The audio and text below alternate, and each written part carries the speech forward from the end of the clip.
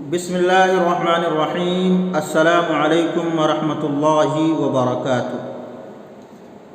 ناظرین، رمضان مقدس میں ہم قرآن کریم کی تلاوت کا بہت زیادہ اہتمام کرتے ہیں اور کئی قرآن کریم مکمل کرتے ہیں الحمدللہ، اور دعا کرتے ہیں کہ اللہ رب العزت ہمیں اور زیادہ قرآن کریم مکمل کرنے کی توفیق عطا فرمائے۔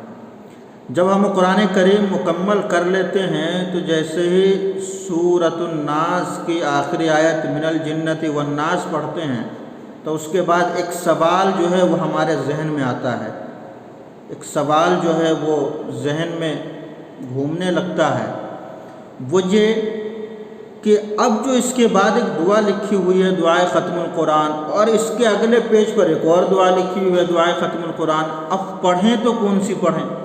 اب انسان کنفیوز ہو جاتا ہے۔ جب انسان کو آپشن ملتا ہے تو انسان جو ہے وہ کنفیوز کا شکار ہو جاتا ہے، کنفیوز ہو جاتا ہے۔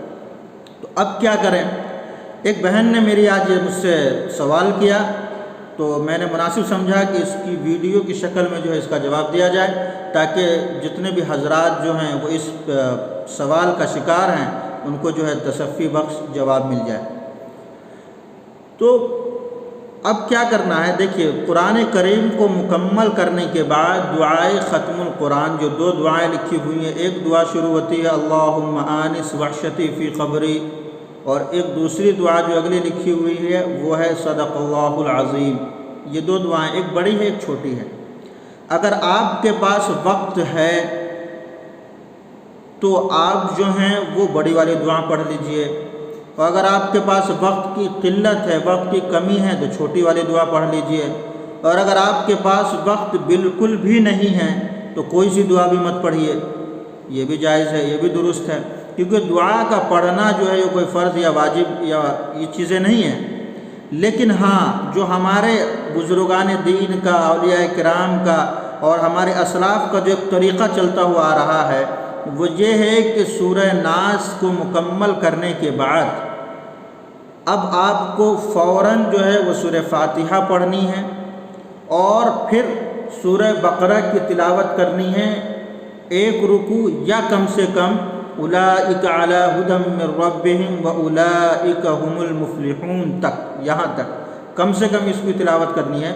اور آپ نے بارہا دیکھا بھی ہوگا کہ تراویح کے اندر جو حافظ صاحب ہوتے ہیں جب وہ قرآن کریم مکمل کرتے ہیں تو وہ مکمل کرنے کے بعد سورۃ الناس کے پڑھنے کے بعد وہ اس آیت تک کو سورہ فاتحہ اور سورہ بقرہ جو ہے وہ اولئک علی ھدی من ربہم واولئک ہم المفلحون یا پوری مکمل رکوع تک ضرور پڑھتے ہیں۔ یہ ہمارے اسلاف کا طریقہ رہا ہے۔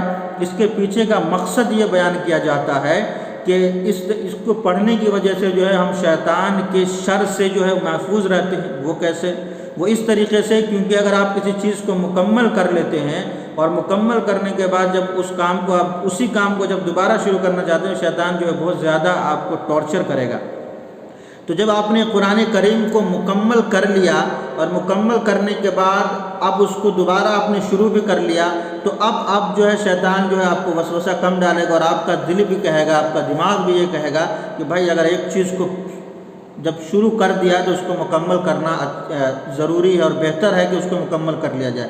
لہٰذا دعائے ختم القرآن آپ پڑھیں یا نہ پڑھیں اس سے کوئی حرج نہیں ہے، پڑھ لیں تو بہت اچھی بات ہے، نہ پڑھیں تو بھی کوئی بات نہیں، لیکن اس کام کو ضرور کریں جو میں نے ابھی آپ کو بتایا کہ سورہ فاتحہ اور سورہ بقرہ کی ایک رکوع کی تلاوت ضرور کر لیا کریں۔